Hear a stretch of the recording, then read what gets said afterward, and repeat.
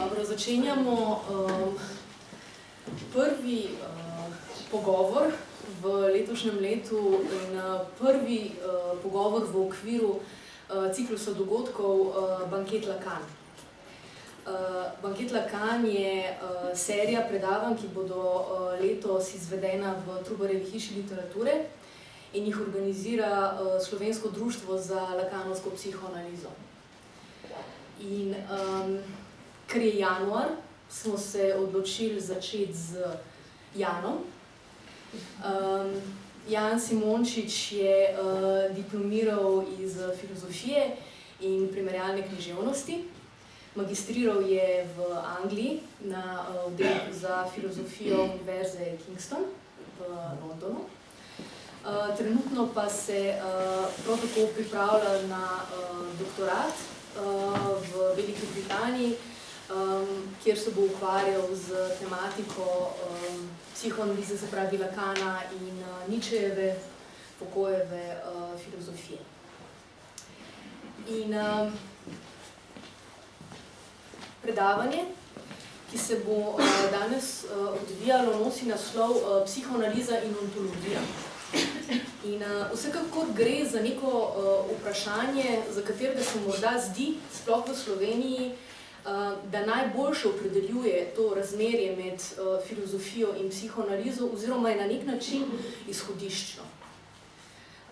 Se pravi, dva diskurza, kot sta lakanovska psihoanaliza, psihoanalitični diskurs generalno in ontologija kot tisto prvo v filozofiji, imate na nek način številne skupne točke in hkrati radikalne razlike. In neko vprašanje znotraj tega, ki je izhodiščno, je naslednje in povezano ne nazadnje samo organizacijo psihoanalize, se pravi lakanovsko psihoanalitično organizacijo. Samo zgodovino lakanovskega gibanja v Franciji. In sicer v naslednjem insertu. Gre za vprašanje, ki ga je postavil mladi Jacques-Alain Miller, kasnejši ustanovitelj Svetovne psihoanalitične zveze, Lacanov intelektualni dedič, in sicer ob enem od prvih srečanj z Lacanom, kar je botrovalo ne nazadnje tudi njunemu stiku, njunemu nadaljnjemu delu. In sicer to vprašanje je bilo naslednje. Ali vaša psihoanaliza predpostavlja ontologijo? In za predavanja Lacanova, ki so se takrat odvijala na L'École Normale Supérieure, se pravi na elitni pariški šoli, so bila na nek način povezana z tem vprašanjem bistveno bolj, kot se morda zdi. Ker samo vprašanje biti je ključno za psihoanalizo.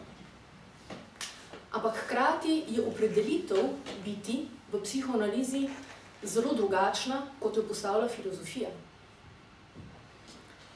In v samem jedru tega je, kar potem botruje razliki med tema dvema diskurzama, ki je v našem slovenskem prostoru žal zelo zabrisana. In sicer to, da ima filozofija ves čas opravka z bitjo. Medtem ko psihoanaliza subjekta definira kot manko biti.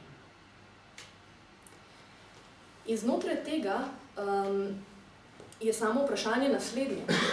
Kako je nenazadnje možno, da psihoanaliza v nekem kontekstu, kot je recimo slovenski kontekst, postane skoraj filozofija? Zakaj je Lacan recimo v slovenskem prostoru interpretiran kot filozof? Kljub temu, da je Lacan antifilozof in da se ravno ta razcep odvija v tem jedrnem vprašanju. In ravno zato je sama tematika pogovora in predavanja ključnega pomena, ne samo za samo konceptualizacijo dveh diskurzov, filozofije in psihoanalize, ampak tudi za samo lakanovsko organizacijo, tako kot sem rekla na začetku. In predlagam, da vsi skupaj poslušamo Janovo izjemno prodorno in zanimivo predavanje, po katerem bo sledila neka diskusija, v kateri ste jasno vsi vabljeni. Hvala. Mogoče preden začnem bi rekel samo še dve stvari, da ironično je, da pri nas marsikdo misli, da je bil Lacan filozof, pa potem za koga, ki se ukvarja z Lacanom, pa ni psihoanalitik, v tujini mislijo, da je psihoanalitik. Mislim, to nakazuje na to vrzel, ki se je mogoče pri nas malo zameglila med psihoanalizo in ontologijo na eni strani. Druga stvar je pa, da mogoče sem se jaz zamislil to predavanje kot, se pravi, bi to povedal v obliki neke metafore, namreč, ko smo šli s prijatelji na pijačo, kar večkrat storimo, je en kolega,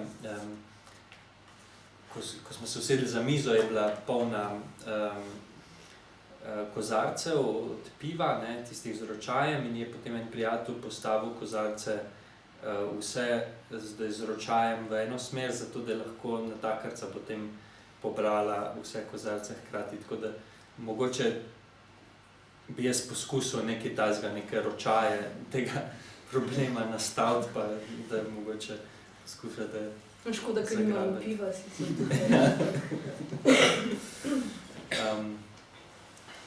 Tako, ja. Pred nekaj leti si je bilo na Lifu moč ogledati film Pogovoriti se moramo o Kevinu. Filma si sicer nisem ogledal, kolikor vem, pa gre za film, kjer se morajo odrasli soočiti s problematičnim najstnikom. In če nekdo reče problematični najstnik, potem to takoj pomeni, da gre za nekaj, kar se vpisuje v družbeno dimenzijo, ker problem nekoga gre vedno onkraj njega samega. To pomeni, da recimo simptom nekoga ni nikoli stvar samo njega, ampak je vpet v neko družbeno dimenzijo, neka družbena razmerja, zaradi česar mora subjekt na neki točki tudi prevzeti odgovornost za svoj simptom, ampak včasih tega ne zmore brez pomoči psihoanalize. V tem kontekstu bi predlagal, da bi bilo geslo tega predavanja Pogovoriti se moramo o Heglu. In če govorimo o obstoju Hegla v nekem specifičnem prostoru, v slovenskem prostoru, potem gre za, jaz bi rekel temu, ontologijo Hegla. In torej ne moramo iti mimo Platona, Aristotela in ne mimo Heideggera, ki je v končni fazi bil tisti, ki je zastavil Heglovo vednost kot ontološko vednost. Se pravi to in kako se psihoanaliza, recimo temu, diferencira od ontologije. V povezavi s to formulo Pogovoriti se moramo o Heglu bi predlagal 3 avtorje, ki so vsi nasledniki francoskega strukturalizma, na katere je Hegel bolj ali manj vplival, ampak vsi so brali Hegla. Gre za pač neko določeno strukturo, nek niz kozarcev, recimo, ki jo je mogoče razporediti tudi drugače.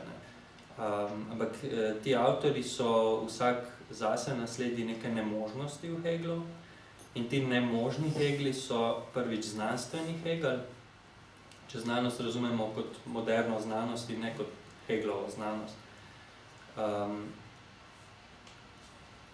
Drugi nemožni Hegel bi bil religiozni Hegel in tukaj se vzpostavlja neka dialektika med znanostjo in religijo, ki je Lacan povezoval s psihozo in nevrozo, ker znanost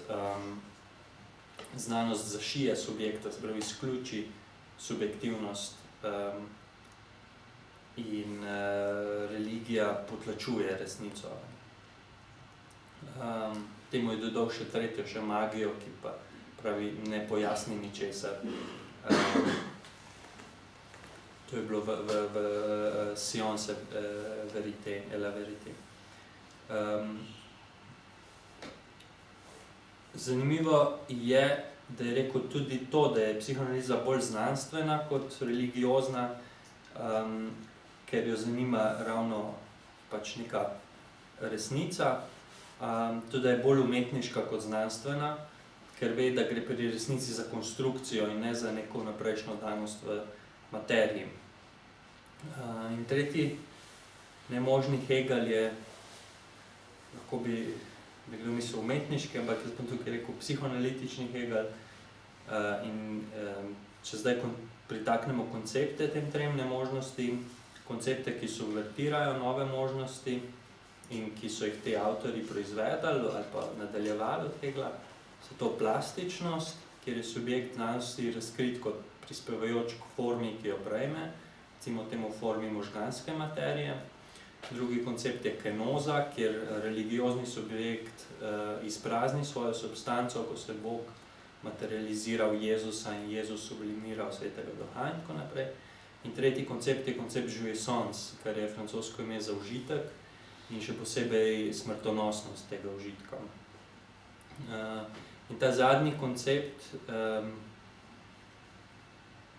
mislim, da logično predhaja Hegelov sistem, zdaj tukaj na tem mestu ne bom imel časa, da utemeljim zakaj, ampak mislim, da predhaja njegov sistem in je odpravljen v njem, ampak ne brez preostanka. In lahko bi rekli, da ravno preostanek vsake dialektične faze poganja dialektiko dalje. To je bil v nekem smislu zastavka Dorna potem po Heglu z negativno dialektiko. In kar psihoanaliza doda temu je, da je subjekt psihoanalize vsak partikularen analizant, da subjekt iznajde singularno rešitev, ki mu omogoča rokovati s preostankom jouissance, s tistim, kar se ne odpravi. Zato bi rekel, da je prva subverzija je singularna, druga je singularno univerzalna, tretjo pa lahko označimo za simparverzalno, kot vozu treh konsistenc, realnega, imaginarnega in simbolnega. Zdaj videli boste, da nisem naštel imen avtorjev, ampak to pa zato, ker bom danes govoril samo o mrtvih, tako se bom, kolikor se le da, približal Foucaultovi formuli, da ni važno, kdo govori, sicer pa mrtvi sploh ne morejo govoriti in to je pogosto tudi njihova prednost. O teh treh konsistencah je možno govoriti kot o prevodu hegelovskih singularnosti, ki ustreza realnemu, partikularnosti, ki ustreza imaginarnemu in univerzalnosti, ki ustreza simbolnemu.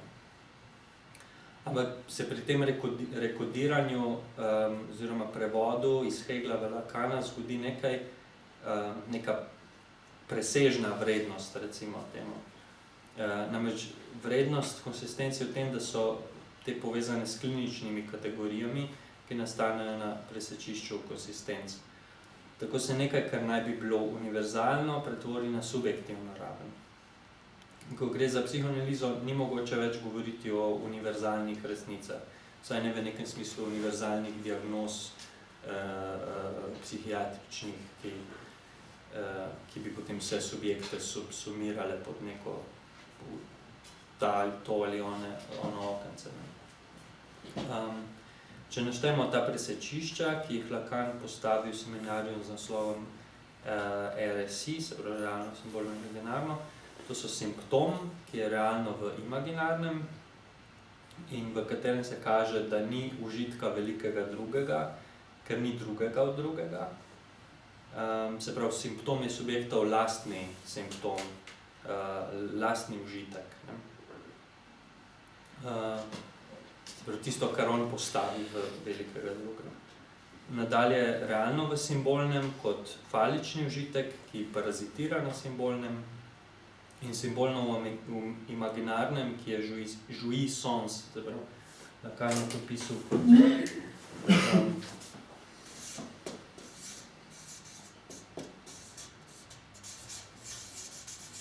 užitek v smislu. Ja sem prav napisal. Ja. Da dodam mogoče samo k temu, jouissance ima v francoskem jeziku glede užitka tudi zelo eksplicitno seksualno konotacijo, ampak to ne pomeni, da Lacan govori izključno o nekem tem seksualnem užitku. Se pravi, užitek, kot je recimo definiral Freud, vsak užitek je na nek način seksualen, vse je seksualen. To ni Freudov panseksualizem ali pa nekaj, kar je velikrat mogoče stereotipno predstavljeno. Freud je seksualnost, ampak Lacan vzame dejansko ta termin zato, da ga razloči od plezir, se pravi od ugodja. Se pravi, užitek je vedno tisti smrtonosni užitek, ki gre onkraj. Medtem ko sama ta zaprečenost, jouissance, pomeni ravno užitek v nekem smislu. Za razliko od jouissance, ki je na ta način užitek kot realno.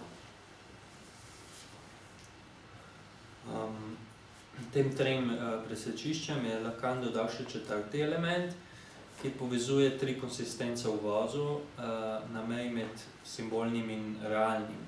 In to je simptom, kar je stara francoska beseda za simptom, ki je Lacan postavil v korenino simptoma, se pravi neka označevalna korenina simptoma.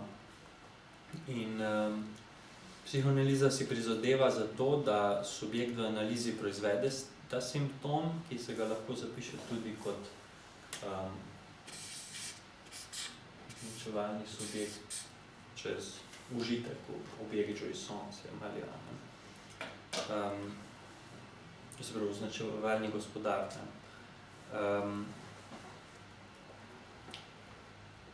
To, da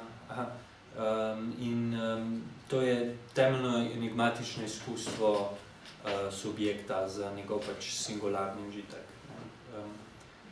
In s simptomom je povezana tudi Lacanova skovanka par lettre.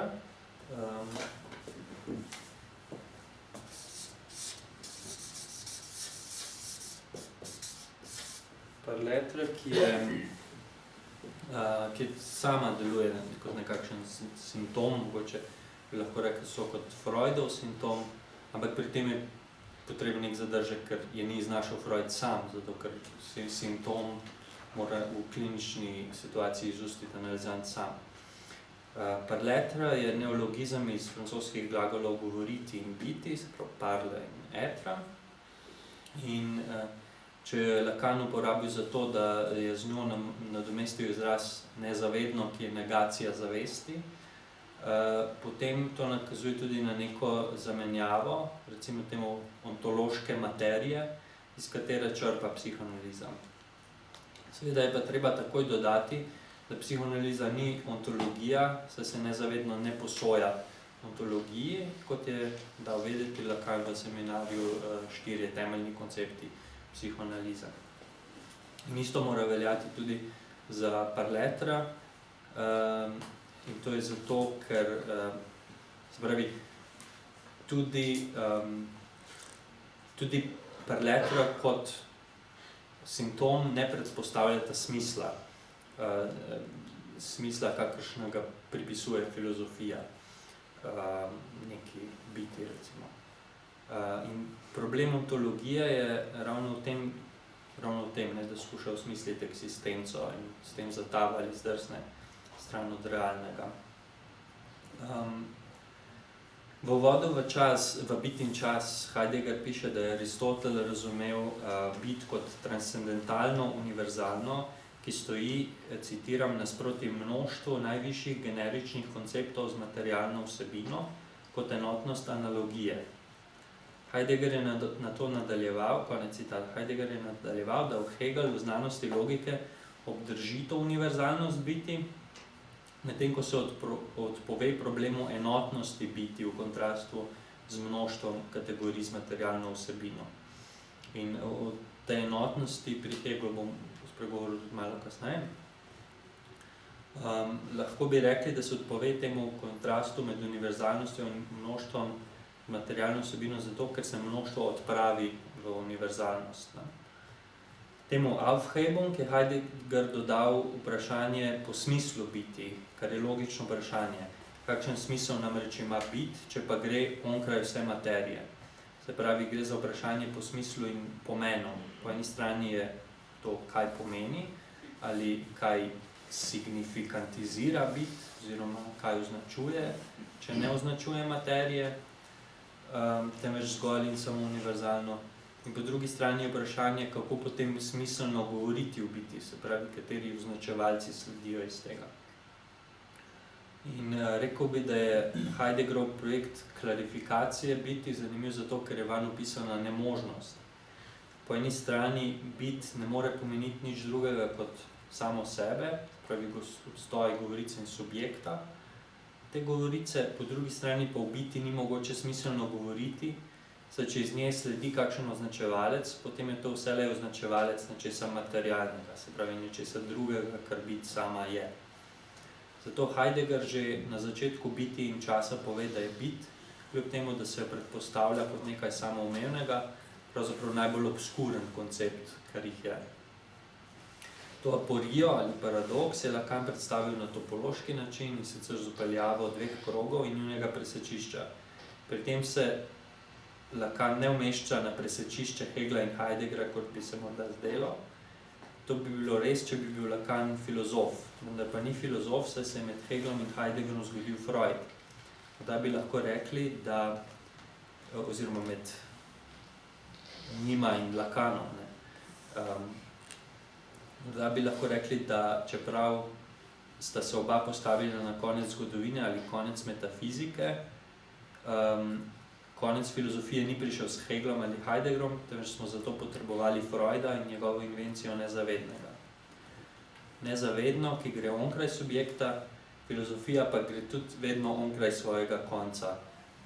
Ampak to ne pomeni, da se v filozofiji ne dogaja nezavedno in v tem je neka zadrega filozofije danes, mislim, da kako govoriti, kako filozofirati potem, ko je bilo nezavedno iznajdeno.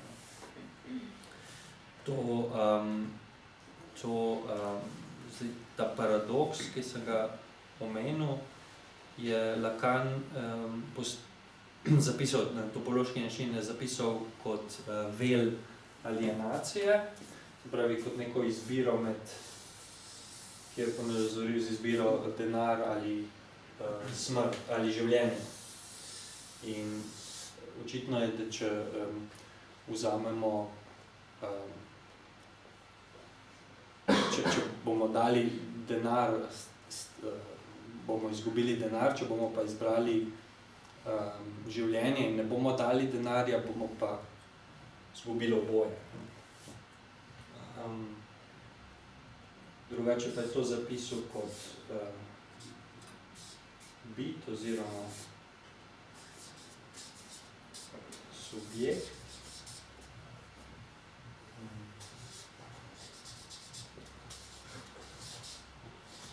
Smisel oziroma drugi, mesto presečišča je postavil nesmisel.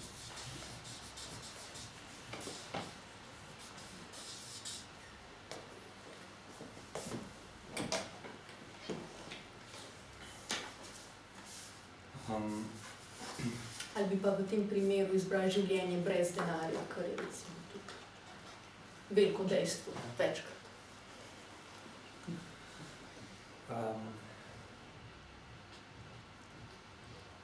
Vel alienacije je pač, gre za odtujitev oziroma izginotje subjekta v smislu. In v zvezi s tem se je Lacan obrnil na grško besedo afanizis, ki jo je v psihoanalitičnem kontekstu prvi uporabil Ernest Jones,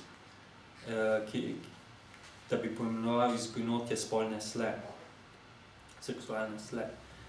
Jones je afanizis vzpostavil kot objekt strahu pred izgubo takšne sle, da bi polemiziral s Freudovo kastracijsko tesnobo. Lacan pa, ki se je vrnil k Freudu v tem, da je tesnobo koncipiral kot bojazen pred mankom objekta in sicer mankom falosa. Afanizis v nekem smislu je ponovno vrnil k njenemu etimološkemu pomenu, ki je manko svetenja zvezde oziroma izginotje zvezde. Nebesni obok, kateremu so pripadale zvezde, je torej tisto, kar je bilo realno, vendar pa je moderna znanost razkrila, da to realno nikakor ni fiksno, ni tako fiksno, kot je veljalo stoletja pred tem. Zato bi lahko Afanizis referirali tudi na luknjo v realnem, se pravi na dejstvo, da spolnega razmerja ni. Tja pa je umeščen nesmisel, torej nerazmerje med bitjo in smislom, ki sta ločena z označevalno prečko. Lacan je na ta način radikaliziral Saussurejevo arbitrarnost označevalca in označenca. Med njima namreč ni razmerja, zaradi česar lahko smisel neprestano povzi, se pravi, da se metonimično premeščajo označevalci in njihovo označeno, ali pa označevalec zdrsne v označeno, kar pomeni kondenzacijo oziroma metaforo. Izraz par lettre pomeni nekakšno takšno kondenzacijo, kolikor je metafora za nezavedno. Obenem pa se tu spleteta govorica in bit v eno besedo, pri tem, da se vanjo vmeša tudi realno. Realno, katerega posledica je neologizem. Dobimo eno besedo, ki prej v francoščini ni obstajala.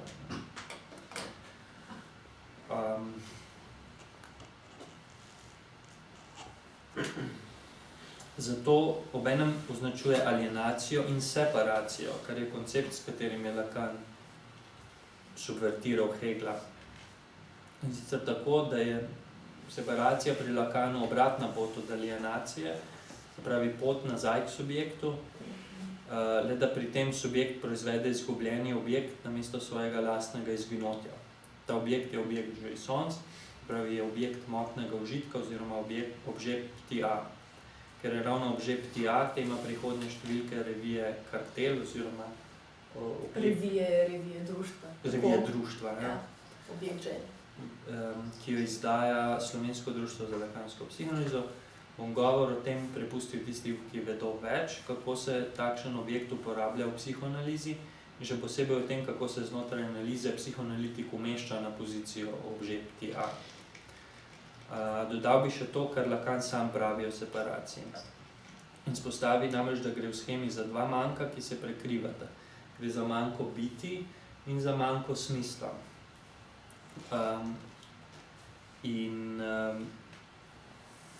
To je proces, ki ni brez prevare, oziroma Lacan pravi, citiram, ki ni brez prezentacije temeljnega zasuka, s katerim tisto, kar subjekt ponovno odkrije, ni tisto, kar animira njegovo gibanje ponovnega odkritja.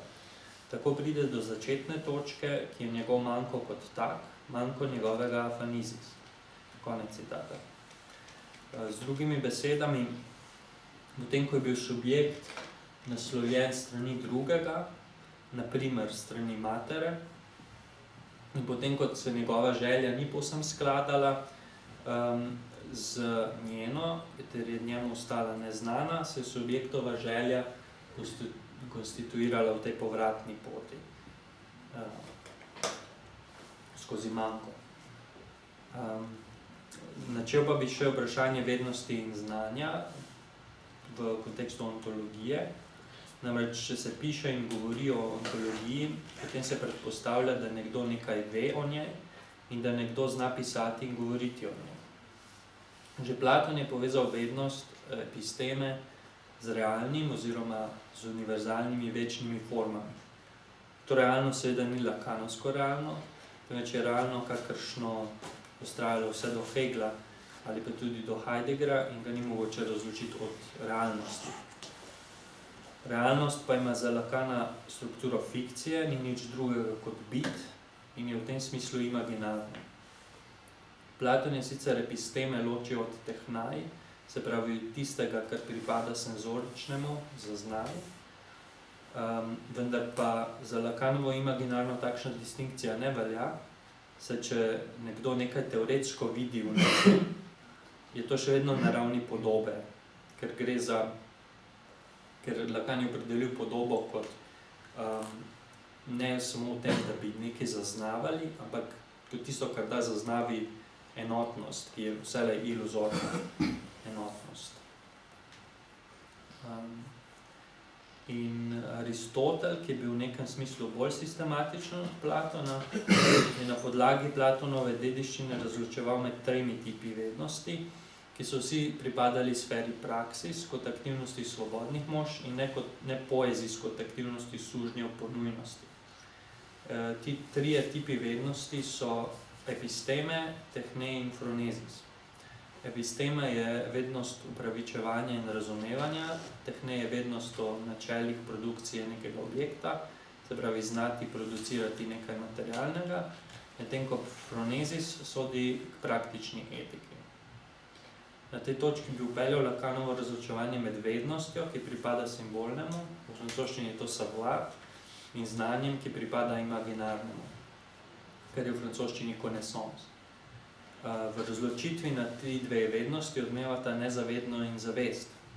Prvo je namreč strukturirano kot govorica, se pravi savoir, oziroma nezavedno, in ni nič drugega kot baterija označevalcev, medtem ko je zavest povezana s podobo in je v nekem smislu sekundarna. Lacan se je poigraval z besedami, ko je govoril o zrcalnem stadiju in je tako connaissance, ki pomeni nekaj takšnega kot prepoznanje ali pa pripoznanje. Connoisseur je poznavalec, tisti, ki nekaj ve, ki se spozna na nekaj in tako naprej. In connaissance je hkrati méconnaissance, se pravi neuspelo prepoznanje. V slovenščini se takšna dvoumnost nahaja recimo v besedi spregledati, ki pomeni lahko, da nekoga spregledamo ali pa da nekaj spregledamo. Ne?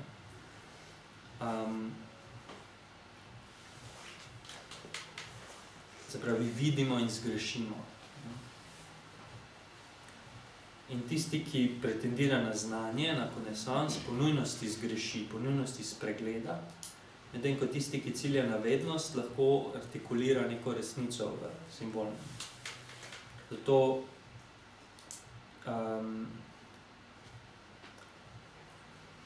Lacan je rekel tudi, da znanje samo po sebi pripada nekemu paranoidnemu jazu, ki je paranoiden zato, ker predpostavlja drugi drug nous.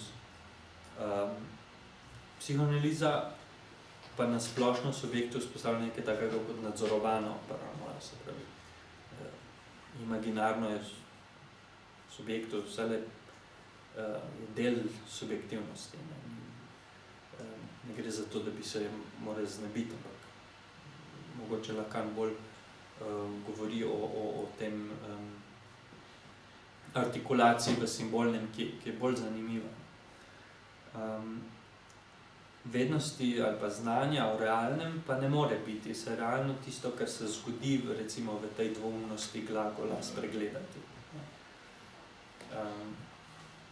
V tem smislu sta tako episteme kot tehne imaginarni znanji, še posebej, če Aristotela vrnemo nazaj na Platona, medtem ko je v phronezis upisana nemožnost, saj etika realnega,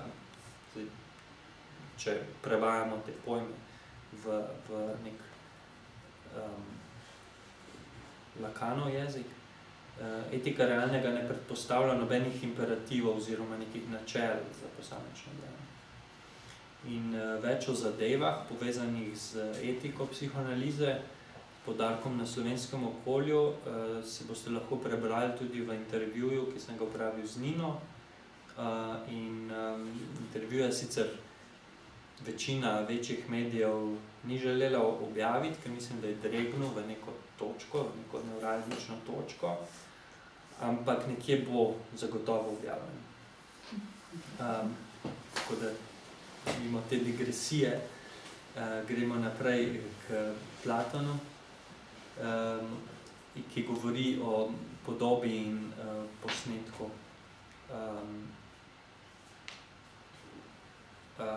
Se pravi, v nečem imaginarnem.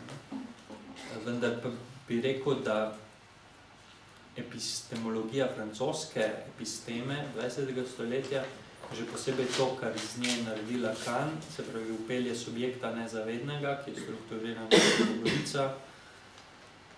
Mislim, da to podaljša ali elongira epistemologijo iz imaginarnega v simbolju.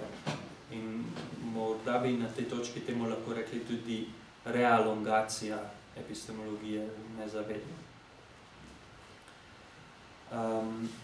Koliko imamo še časa? časa. Heidegger je bil velik kritik epistemologije. Trdil je, da epistemologija ne razume konstitucije tu biti, saj jo zajame zgolj v obliki neustrezne interpretacije in nekaj samoumevnega. Epistemologija namreč naj bi vzela razmerje subjekt-objekt kot samoumevno in razumela oba člena kot dve biti, kot dve entiteti ontičnega, duša in svet. In na Wikipediji, če lahko zaupamo, piše, da je termin epistemologija prvi skoval škotski filozof James Frederick Ferrier leta 1854 in da jo je oblikoval po ontologiji, se pravi po vprašanju po pomenu. Ampak francoski epistemologi so svojo vedo oblikovali nekoliko drugače kot teorijo znanja. Mogoče je neka sorodnost tam, neka spaja, to bi bilo še vredno raziskati. Ampak v vsakem primeru gre za neki imaginarni smisel. Lacanova realongacija bi bila torej v tem, da nam predstavi subjekta in velikega drugega kot subverzijo takšne epistemologije, kot da bomo na eni strani dušo in na drugi svet.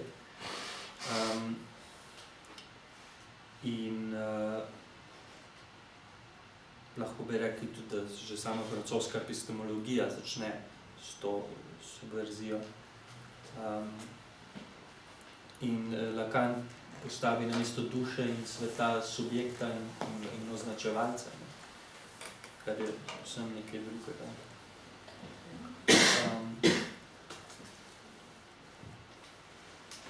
In pojem Parletra, recimo, je tudi subverzija koncepta to biti, ker če to biti pri Heideggeru nekakšno prelivanje biti v govorico, je subjekt pri Lacanu vselej razcepljen med govorico in recimo temu presežno bitjo, ki jo ustvari govorica. Ta objekt Marija. Tako gre za to, da se presežna bit prevaja v subjektovo govorico in se jo s tem poveže v vozu. Epistemologija pa pri tem igra vlogo reza. Rez je potreben, da se zgodi vozu. In to je res, ki ga analitik v analitični situaciji napravi, preden bi se smisel uverižil. Gre za res v smisel. In to je tisto, kar uhaja Žanu Ipolitu, ko v knjigi Logika in obstoj govori o tem, da je treba izgnati fantom nevednosti, kot tudi fantom neizgovorljivega. Prav, da je treba smiselno govoriti in da je treba izgnati to, o čemer ni mogoče govoriti.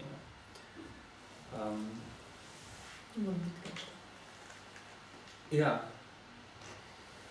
Wittgensteinu mogoče kdaj drugič, ampak sigurno je neka zanimiva istočnica.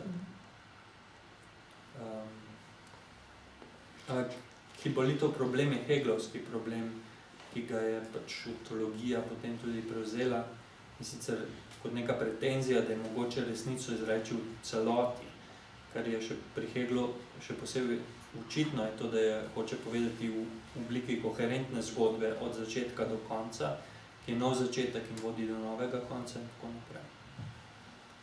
Morda bi bilo treba napisati fenomenologijo duha v enem Joyceovskem stavku, kar je na nek način storil že Joyce sam, če upoštevamo, da je Finnegan's Wake zbrana vsa literatura, ki jo je prebral Joyce, tako kot je v Hegelovi fenomenologiji zbrana vsa filozofija, ki je prebral Hegel, oziroma vsa filozofija zahodne misli do tedaj.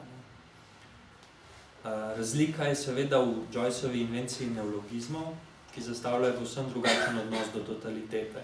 Pri Joyceu ne gre za sistem, več za kontingenco vplivov. Tisto, kar je bral, se v njegovih delih pojavlja povsem naključno. In na tej točki bi začetnemu geslu tega predavanja, pogovoriti se moramo o Hegelu, dodal njegovo nadjazovsko različico, in sicer pogovarjati se moramo o Hegelu. S tem je povezana neka opresija, ki bi jo imenoval opresija enotnosti. Hegel je med drugim tudi filozof enotnosti, kar je očitno že na prvi pogled. Pojem duha namreč ni več epistemološki, temveč je bolj ontološki, vkolikor gre za fikcijo imaginarnega. Če je fenomenologija duha v začetku epistemološka in s tem simbolna, pa je od uma naprej imaginarna in se dovrši v absolutu, ki ni nič drugega kot ideal imaginarne identifikacije. Preko te imaginarne identifikacije se vzpostavlja nek mit o Hegelu kot filozofu, ki ga je treba ponoviti, ki nam bo povedal vse o našem času in tako naprej. To je kot nekakšen mit o Hegelu kot očetu, ki je posedoval vse ženske, pravi, kopuliral je z vsemi knjigami zahodne filozofske misli. In Hegel se rad daje na posodo mitom, kar pomeni, da je mogoče referirati na eno katerikoli situaciji. Predpostavlja se, da je že sama referenca na Hegla dovolj, da se upraviči neka trditev ali bolje neka želja. Hegel pa je pri tem priročen, saj tudi njegova znanost utemeljena na nečem, kar se približa nekakšnemu mitosu, starogrškemu. In to je ta odisejada zavesti od najbolj neposrednega, hkrati najbolj abstraktnega do tistega najbolj vrednega in čaščenega absoluta, do katerega ne bi imel dostop katerikoli bralec. Vendar se v praksi izkaže, da ravno ta absolutni uvid omogoča nekaterim, da se postavijo, to je ključno, na položaj vednosti oblasti, ki jim omogoča določati, kdo je tisti pravi Heglovec in kdo ne. Tako da mogoče ni naključno, da večina filozofov bere Hegla tam do samozavedanja, ker govori o dialektiki gospodarja in hlapca. Kože v tem smislu ni bil pravi Heglovec in s tem se določi celotno francosko branje Hegla za zgrešeno. In po drugi strani pa Lacan, ki se je z objet in z oblikovanjem realnega oddaljil od Koževovega Hegla, naj bi bil pa pravi Heglovec in to celo nezavedno. In to je logika očetovske metafore, se pravi logika delirija, ki potem subjektom omogoča, da naredijo še iz Lacana tistega očeta, ki posedoval vso francosko misel 20. stoletja. Zato je potem mogoče biti pravi ali napačni Lacanovec, kar je stališča psihoanalize absurdno. Ampak to poskušam zagovarjati, da je med Heglom in Lacanom neka nekomenzurabilnost. Lacan ni zapolnil Heglovih lukenj, temveč jih je bolj kot karkoli drugega umašil. Od pozni Lacan, ki je koncipiral neobstoj spolnega razmerja kot luknjo v realnem, iz katere vznikajo dozdevki, se pravi filozofski pojmi, dvojice simbolno in imaginarno. In če se poskuša z imaginarnim, z neko ontologijo prekriti Lacana s Heglom in s tem zapacati prebojno invencijo psihoanalize, pa to odpoveduje pri logiki. Če smo fenomenologijo duha označili kot dvojico univerzalno partikularno, torej simbolno imaginarno, ravno znanost logike tisto Heglovo singularno. In mislim, da je logika singularna, ne samo Heglova, ampak logika vsakega posameznika, vsakega filozofa v končni fazi, je tisto najbolj singularno, najbolj njemu lastno. Pri Heglu je to zato, ker je ravno izpraznjena vse epistemologije in ontologije, sprav vse vednosti, vsega imaginarnega. Izpraznjena, ker se vednost tam odpravi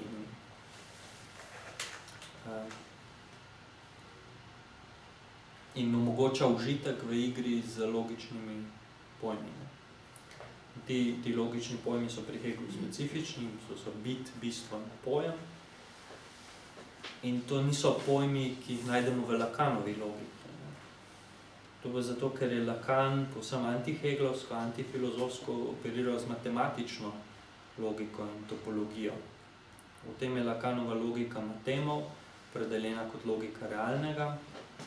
Se pravi, če imamo pri Heglu stvar na sebi in stvar za sebe, imamo pri Lacanu stvar sama. Stvar sama je v psihoanalitični situaciji mogoče lahko psihoanalitik, ki subjekta posluša in omogoča napraviti konstrukcijo, obenem pa interpretira, se pravi, zareže v imaginarni smisel. In ta rez, ki ustreza epistemološkemu rezu, funkcionira separativno. To je povratna pot od alienacije, v smislu povratna pot k objektu. In to je povratna pot od absoluta k objektu, ki je značilna recimo že za Spinozo, ki ga je Nietzsche potem tako cenil. Mislim, da je tudi za Nietzscheja značilna. In Lacan je v mladosti veliko bral Spinozo, recimo. Nietzsche je imel sploh močan vpliv na francoski filozofski moment, ki ni zaobšel Lacana, v katerem je Lacan delal. Zato neko filozofsko branje Lacana ne more tudi mimo Spinoza in Nietzscheja, ki pač predstavljata nek legitimen izhod iz tega nadjaza, iz tega pogovarjati se moramo o Heglu. Se pravi, če se že moramo pogovarjati o Heglu, se dajmo še o Spinozi in še o Nietzscheju. In še posebej Nietzsche je tisti, ki s kladivom razbija ustaljene enotnosti in enosti, ki razbija imaginarni smisel in se orientira k objektu. In ni naključje, da se Nietzscheja recimo veliko poučuje na gimnazijah, ker ravno Nietzschejeva filozofija omogoča neko separacijo. Zaključil bi z neko prispodobo. V tednu pred novim letom sem si ogledal film Magične živali, ki je predzgodba Harryju Potterju. To serijo 7 romanov, ki so mu zdaj dodali še en del, je Jean-Claude Milner, filozof in lingvist, označil za Bildungsroman. In v analizi Harry Potter je posvetil celo knjigo v kontekstu politične situacije v Veliki Britaniji. Ta dodatni del, ki so ga zdaj še spravili v film, pa govori o neki avtoritativni družbi začetka 20. stoletja v Ameriki in to je družba avtoritet, ki se vrača. Moja pozornost je vzbudilo nekaj, kar se v čarovniškem jeziku Rowlingove imenuje obskurnik, oziroma vsaj v prevodu, zdaj sem pozabil, kako se imenuje v angleščini. Ampak obskurnik je kot neka divja črna sila, nekakšen plin oziroma barvan duh, ki nastane, ko otrok, čarovnik potlačuje svojo čarovniško moč, ki pa potem izbruhne v jezi in lahko poškoduje ali bunkelne, ali tudi čarovnika, ali čarovnika samega. In v tem pravzaprav gre za afanizis, saj čarovnik izgine v tem črnem oblaku, vendar ga enake zgodbe poskušajo pomiriti in tako se spet prikaže v človeški podobi.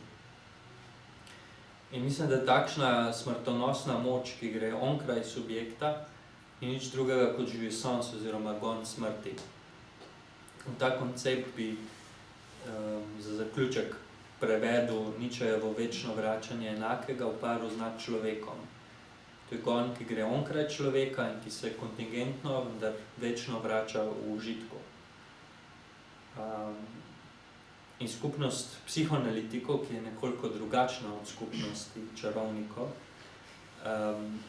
ker spodmika ravno vsakršno imaginarno identifikacijo, ki jo pač neka čarovniška skupnost še predpostavlja, še ali pa že ali pa jo je vedno. Psihoanalitična skupnost omogoči subjektom, da obvladujejo svoj gon. Tako kot naj bi čarovniška skupnost omogočila, da obvladuje svoj gon, vendar vprašanje, koliko zares lahko v tem imaginarnem svetu. In to, recimo, moč, ta gon je vedno singularna, se pravi, vedno treba najti singularno rešitev, neko posebnost posameznika. Ne. Tako je tudi v čarovniških skupnostih. Zato Milner opredeli čarovniški svet kot svet dejanske enotnosti, nasproti navidezni enakosti, bunkalno, enakosti srednjega razreda, ki živi v enakih hišah in gleda enake TV programe. In pač na enak način Nietzsche predpostavlja nekaj drugega kot to enakost, neko navidezno, univerzalno enakost v smislu nekih univerzalnih rešitev za subjekte. In v tem je Nietzscheva vrednost v nasprotovanju univerzalnosti, torej enotnosti, enosti in v apoteozi singularnosti, torej luknji v univerzalnem, kot tistemu, kar se ne more umestiti v neko totaliteto. In tukaj bi zaključil. Hvala.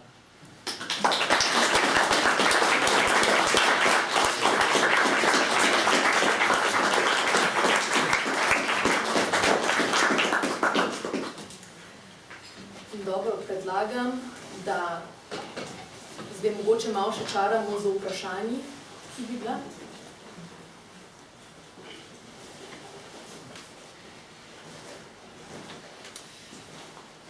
Potem bi jaz mogoče postavila eno začetno izhodiščno vprašanje. Tako kot je študent Lacanu postavil vprašanje, bom jaz na enak način kot Lacanu postavila vprašanje. Če psihoanaliza ne predpostavlja ontologije, se pravi, vprašanje je ali jo in odgovor je ne. Ali pa, se pravi, to moje vprašanje, ali subjekt predpostavlja ontologijo?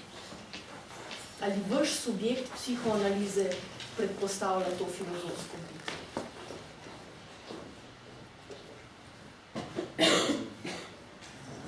Ja, rekel bi, da ne, mislim, zato ker gre ravno za afanizi, za manjko biti, preko katere je šele mogoča separacija in potem recimo nek odnos z objektom. Pri tem, da bi rekel, da je recimo Jacques Miller sam rekel, da je današnji diskurs gospodarja na strukturo diskurza analitika, ne? Se pravi, je orientiran na objekt. Danes nismo več, se ne identificiramo toliko z označevalcem, kot je bilo mogoče to v začetku kapitalizma, ampak v poznem kapitalizmu smo vsi orientirani na neke objekte, ki nas zastopajo. In razlika med samo psihoanalizo in pač nekim tem diskurzom gospodarja, ki ima strukturo diskurza analitika, je ravno v tem, da dejansko v psihoanalizi je analitik, ki posluša, ki interpretira, ki zaveže in ki pač spremeni nekaj na ravni užitka. Medtem ko se ta odnos z objektom ostaja vselej enak, če recimo ni analitika kot tistega objekta, ki se umesti v analizi in zareže v smislu.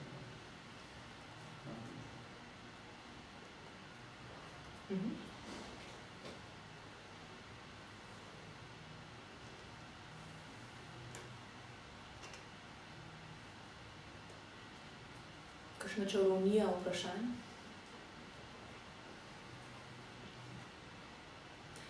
Potem bi jaz mogoče dodala še na tej točki neko zadevo, o kateri sva se tudi pogovarjala, se pravi o sami konceptualizaciji ontologije v nekem poznem Lacanovem poučevanju. In če gre recimo v primeru same alienacije in separacije za Lacana, ki je v prehodu v neko to pozno fazo, potem Lacan recimo v poznem poučevanju zastavi ravno neko celo serijo neologizmov v razmerju do filozofije. Se pravi, vprašanje ontologije in psihoanalize na koncu rezultira v nekem sklepu, ki je antifilozofski. Antifilozofija kot nek temeljni pojem zlasti pozne Lacanove faze. In sicer ta neka serija neologizmov, Lacan se poigra z besedo ont, ki v francoščini pomeni sram. In ko izreče besedo ontologija, jo izreče na način, da temu doda h, hontologija, sramologija. In potem je vprašanje sramu, kot ga recimo zastavi tudi 20. seminar, Pokov. Znotraj tega meri na kaj? Kaj je tisti sram, ki ga subjekt lahko čuti v razmerju do ontologije? Ravno pretvarjanje, da bit, kot jo postavi filozofija, je. Ker ravno psihoanaliza postavi, da je subjekt, kot je bilo izpostavljeno, manko biti. In hkrati želi prešiti ta svoj manko biti s tem, da je mali filozof. Se pravi, da iz nečesa, kar biti ne predpostavlja, nekaj ustvari, nekaj naredi. In ta ontologija, gre hkrati še z nekaterimi drugimi termini. In sicer izpeljava, oziroma dodatek k temu je kozmetologija, kozmetikologija. Nekaj, kar želi realno, kot orientacijo psihoanalize, izvesti nekatere kozmetične popravke. In še ena v seriji je falozofija.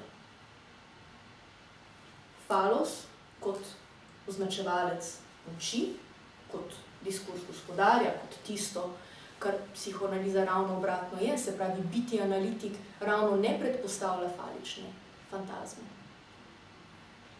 Če želimo biti analitiki, ne smemo imeti falične fantazme. Kar je popolnoma različno od tega, na čemer ne nazadnje temelji filozofija, kot diskurs gospodarja in diskurs univerze.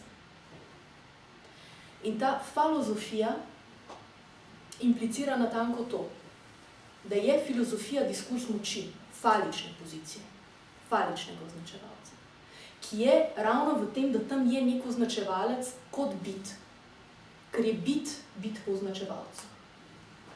In zato, ker je označevalec ravno ni nekaj, kar je realno, v kar pa realno vstopa, se zgodi neka ta prekinitev v samem označevalcu. In jedro filozofije znotraj tega ves čas napeljuje, da temu ni tako, da označevalec resnično nekaj pomeni, da resnično je neka vednost, da resnično lahko nekaj zatrdimo, kar je ravno obratno od tega, kar je psihoanalitični diskurs. In sklep tega je že spet nek neologizem, folizofij. Foli je v francoščini norost. Norozofija. Filozofija kot nek subjektivni delirij. In to, kar je bilo recimo zelo lepo izpostavljeno, da je subjekt, filozof, vedno vpet v tisto, kar govori. Se pravi, ni univerzalno, vedno je tudi njegovo lastno, singularno in predvsem je to.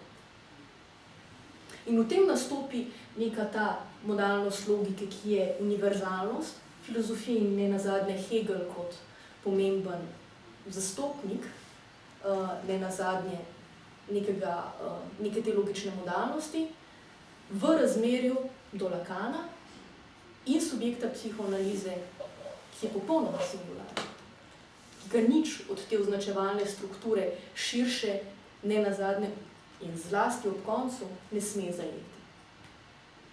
Se pravi, neka bolečina simptoma, če navežem recimo na ta element klinike, zakaj subjekt trpi, zakaj je bit tista, ki trpi, zakaj je tam nek trpeči subjekt. Zato, ker znotraj tega pride do nekega zavozlanja v določen označevalec. Označevalec se vpiše bodisi v telo, bodisi v misel. In to je tisto, kar poganja jouissance, užitek v smislu.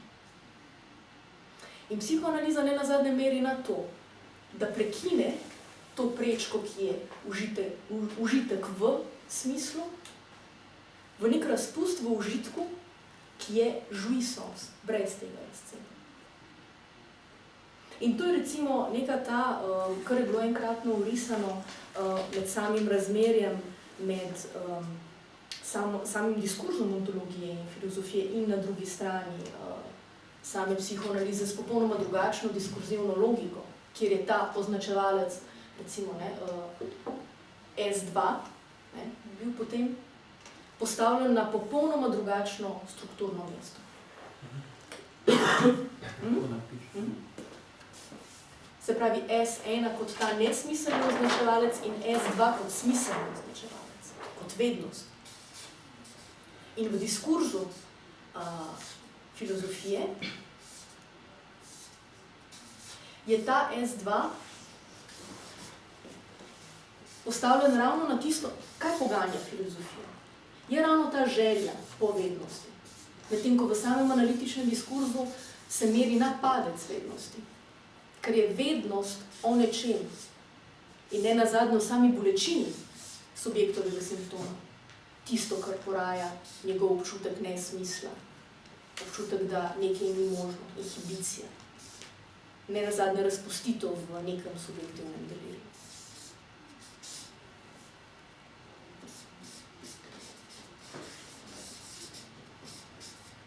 Tukaj še Jan razložil diskurze. Ja, diskurs podarja pač pomeni, da je subjekt reprezentiran z označevalcem in sicer subjekt reprezentira označevalec za nek drugi označevalec. Označevalna vednost, ki se lahko nadaljuje veriga označevalcev. In produkt, na mesto produkta stoji užitek, ki ima seveda nekaj upravi, mislim, ki je ta diskurs je ploden tudi za, recimo, za marksistično neko misel ali pa kar ne ekstrahiral iz marksizma, iz Marksovega kot presežni užitek, kot presežna vrednost. Medtem ko diskurs analitika da presežni užitek na delo, tukaj je delo oziroma ne vzrok, ampak mislim, da je tisto, kar deluje, tukaj je označevalec, tukaj pa užitek. Dejavnik. V mesto dejavnik. In da zaprečeni subjekt se postavi na mesto drugega, in seveda dejavnik izhaja iz neke vednosti, pravi užitek izhaja iz vednosti in producira gospodarja označevalca, se pravi producira nove... Gospodira, točno to? Natanko gospodira. Gospodira nove označevalce, s katerimi je potem mogoče operirati pač nekaj diskurzov. In ravno ta razdelitev, če se povrnem mogoče na začetek, pa tako kot Joyceov Finnegan's Wake, pa začnemo potem oziroma končamo ponovno na začetku. Tisto, kar je v samem družbenem kontekstu ključno za to, ker sama ta vprašanja, ne glede na to, da se večkrat lahko nekomu, ki se bodisi ne ukvarja s psihoanalizo, ne ukvarja s filozofijo, morda zdijo nekoliko abstraktna ali pa, da jih ni mogoče morda navezati, to je velika kritika, ne nazadnje, kapitalističnega diskurza tudi do psihoanalize, tako kot do filozofije, ne nazadnje. Ampak kaj je tisto, kar recimo v najbolj aktualnem, naprimer slovenskem kontekstu, ta razdelitev pomeni? Kaj pomeni nenazadnje za psihoanalizo in zakaj je to vprašanje psihoanalize in ontologije tako pomembno, tako ključno? Zato, ker je bila psihoanaliza v Sloveniji vselej diskurz gospodarja. Z vsemi, ki so v filozofskem krogu referirali na psihoanalizo, je bila to psihoanaliza povzeta v diskurs gospodarja oziroma diskurs univerzitetnika. In ko se včasih sprašujemo, zakaj je bil nastop psihoanalize morda nemogoč, koliko surrealističen recimo v slovenskem kontekstu, je ravno zato, ker je nekaj v diskurzu, ki ima seveda konsekvence in te posledice jasno vedno ima, tako kot struktura ravno to daje, je to, da je bilo na mestu analitika nekaj drugega. Pa ne na mestu analitika, ampak na samem branju Lakanovih in Freudovih del, ki so se na nek način prepletla v ravno tem neomenjena je bila boromejska faza, recimo na ta način postavimo preplet. Ontologija in psihoanaliza sta prepletene. In zato je še posebej dragoceno, da se izpostavi neka ta tema, ki potem tudi zareže, jasno zareže in razloči en diskurs od drugega diskursa. To ne pomeni nobene valorizacije, nikakršne valorizacije, ampak pomeni pa, da je vedno na delu ravno ta strukturna diskurzivna logika. In tudi tisto, kar je bistveno. In to je tisto v vprašanju, ali vaša psihoanaliza predpostavlja ontologijo. In odgovor je nikam. Ker okolikor je psihoanaliza orientacija realnega, realno ne predpostavlja nobene biti in ne predpostavlja niti ne biti. Ne predpostavlja nujno niti manjka, ker manjka, ali srečanje z manjkom je prav tako manjko.